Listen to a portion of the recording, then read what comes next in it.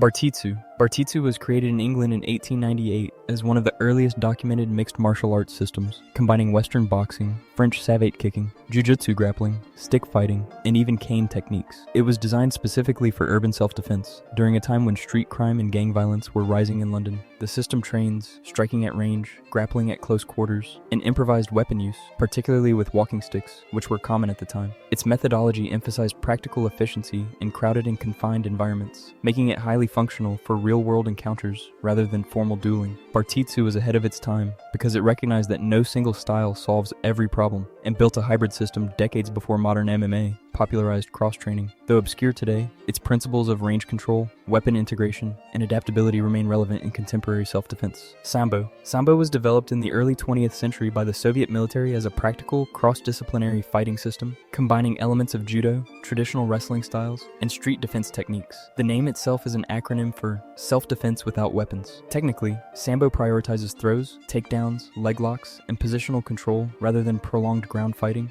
Unlike judo, it allows leg attacks and unconventional submissions. And unlike Brazilian Jiu-Jitsu, it emphasizes getting an opponent down fast and finishing quickly. The red jacket and shorts aren't aesthetic. They allow grip fighting, similar to a GI, while maintaining mobility. Sambo's effectiveness is most visible in MMA fighters, like Fedor Emelianenko and Khabib Nurmagomedov demonstrated how Sambo's wrestling pressure, chain takedowns, and top control can neutralize elite strikers and grapplers alike. It works because it's built on scenario-based combat, designed from the start for real resistance, not forms or choreography. Savate. Savate originated in 19th century France as a blend of street fighting and naval self-defense, eventually evolving into a formalized striking sport. Unlike most kickboxing styles, Savate fighters train and compete while wearing shoes, which changes both targeting and impact mechanics. The system emphasizes long-range kicking, angular footwork, and boxing-based hand strikes, creating a style that relies on accuracy and timing rather than raw power. Kicks are often delivered with the toe or heel, allowing precise strikes to the liver, solar plexus, or chin at distances where most fighters can't counter. What makes Savate effective is its efficiency and mobility. Instead of trading in the pocket, practitioners use fencing-like movement to control distance, disrupt rhythm, and enter with clean, technically sharp attacks. In modern combat sports, Savate-trained fighters carry over elite footwork, spatial awareness, and deceptive kick setups, making it one of the most effective unorthodox striking systems when applied correctly. Sanda, also called Sanshu, was developed by the Chinese military as a modern,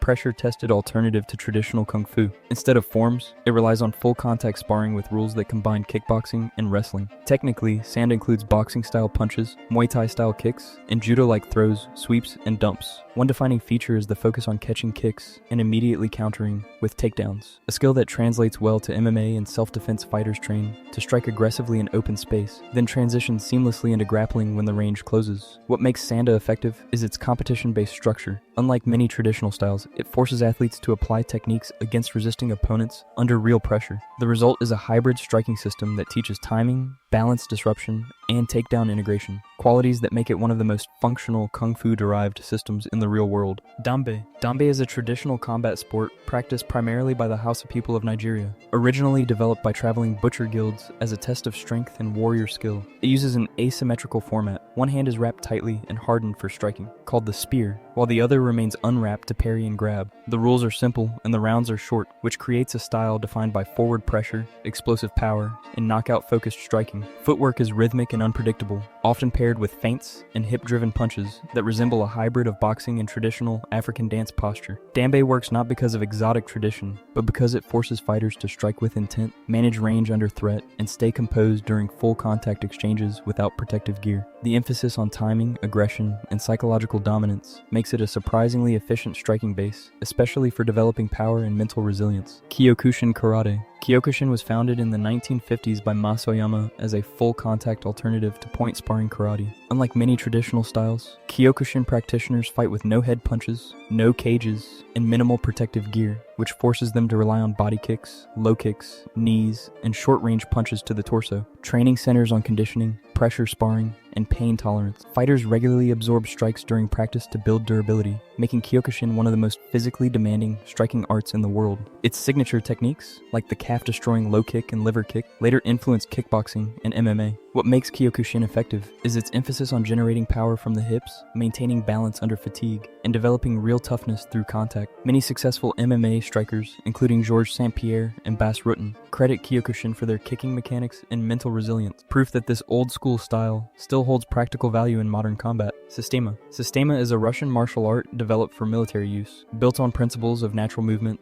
breath control, and biomechanical efficiency rather than fixed techniques or forms. Unlike traditional styles with defined stances, Systema teaches fighters to respond fluidly to unpredictable situations. Its training focuses on relaxation under stress, joint manipulation, striking from unconventional angles, and close-range grappling, often incorporating weapon awareness and multiple attackers. Instead of memorizing sequences, practitioners learn to generate power through posture and alignment, using minimal tension to conserve energy. Systema's practicality comes from its emphasis on stress physiology and adaptability, skills that matter in chaotic environments more than in sport settings. While it lacks the competitive pressure testing of MMA, its principles are highly applicable to real-world scenarios involving weapons, confined spaces, or sudden violence. When stripped of the mystique, Systema is essentially an education in calm, efficient survival under pressure. Ninjutsu. Modern ninjutsu, as taught in systems like the Bujinkan, is based on historical Japanese shinobi combat, but adapted for contemporary training. Unlike the pop culture version of ninjas, real ninjutsu emphasizes balance disruption, joint manipulation, evasion, and situational awareness more than acrobatics or stealth fantasies. Training focuses on angled footwork, off-balancing throws, strikes to vulnerable targets, and weapon familiarity with blades, sticks, and improvised tools. Many techniques are built around avoiding force head-on and using leverage instead of strength. Where ninjutsu remains useful is in its emphasis on unpredictability and environmental awareness, skills that matter in self-defense scenarios, where the attacker, location, and weapons are unknown. When stripped of theatrics and trained with modern pressure, ninjutsu becomes less about mythology and more about strategy,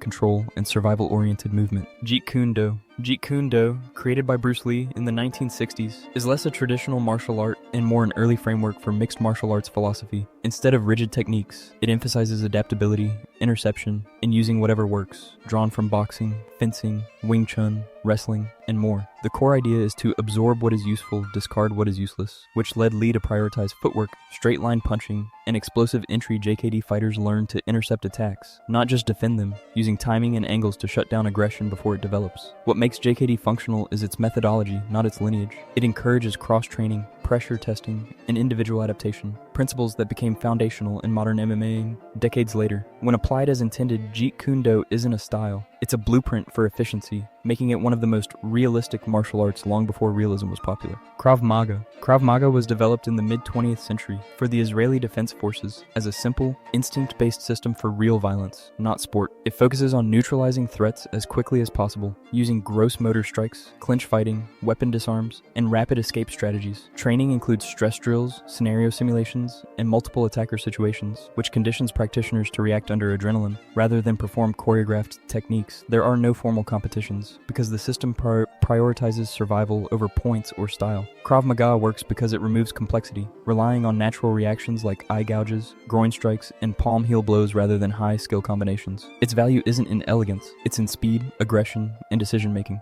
For real-world self-defense, especially against armed or unpredictable attackers, Krav Maga remains one of the most functional non-sport martial arts in active use. Wing Chun. Wing Chun is a southern Chinese martial art built around the idea of economy of motion, doing the simplest possible thing to shut down an attack. Instead of wide stances or big movements, it uses vertical punches, centerline theory, and tactile sensitivity through drills like Chisao, sticky hands. The system trains practitioners to maintain pressure at close range, using simultaneous attack and defense, trapping, and hand fighting to overwhelm an opponent. It's designed for confined spaces, hallways, doorways, crowded environments, not for long-range kickboxing exchanges. Wing Chun remains functional when trained with modern pressure because it teaches valuable combat attributes, hand speed, reflex-based decision-making, balance in the clinch, and strike interception. While the traditional version struggles in open combat sports, its mechanics become highly effective when combined with boxing, clinch fighting, or weapon defense, which is why it remains an influential base despite its reputation. Pencak Silat. Pencak Silat is an umbrella term for hundreds of Southeast Asian martial arts systems, originating in Indonesia, Malaysia, and surrounding regions. Unlike many traditional styles, Silat integrates striking, joint manipulation, sweeps, and weapon use into a single continuous framework. One of its defining features is angular footwork and low triangular movement, which allows practitioners to flank an opponent instead of trading head-on. Training also emphasizes environmental awareness and improvised weapons, reflecting its roots in jungle and village combat rather than sport. Silat remains relevant because it teaches adaptability, offline footwork, and tactical awareness, skills that translate well to self-defense and weapon-based encounters. When stripped of its ceremonial performance elements, Pencak Silat becomes a highly practical system for controlling balance, disrupting structure, and surviving unpredictable violence. Lethwei. Lethwei is a traditional Burmese striking art developed for full contact competition and military application. It is structurally similar to Muay Thai, but differs in one key way. It permits headbutts, expanding striking to what practitioners call the 9 points of contact: fists, elbows, knees, shins, and the skull. Historically, matches were bare knuckle and ended only by knockout, which shaped the system around durability and continuous pressure. From a technical standpoint, Lethwei emphasizes short-range boxing mechanics, aggressive clinch engagement, and damage-based striking rather than point scoring. The absence of gloves also changes punching angles and targeting, making cuts and precision strikes more important than volume. Lethwei remains relevant because it develops attributes that transfer directly to modern combat sports: conditioned resilience, close-range control,